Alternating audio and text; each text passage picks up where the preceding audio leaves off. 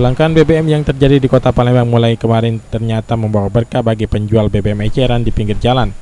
Penjualan BBM meningkat jika dibandingkan dengan hari sebelumnya. Warga yang tidak ingin mengantri lama terpaksa membeli BBM eceran meski harganya agak mahal.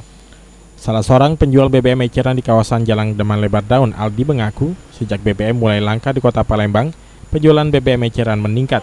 Jika sebelumnya ia menjual laku 20 botol, namun sejak BBM langka naik menjadi 50 botol per hari.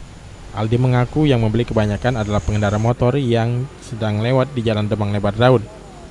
Harganya sendiri bervariasi tergantung dari isi bensin. Ada yang 8.000, 10.000 dan 13.000 rupiah. Biasanya yang paling laris adalah yang harga 13.000 rupiah atau satu botol penuh. Ini meningkat agak? Sedang lah. Nah, biasa sehari berapa botol dulu? Sehari dong, biasanya 20 orang aku habis.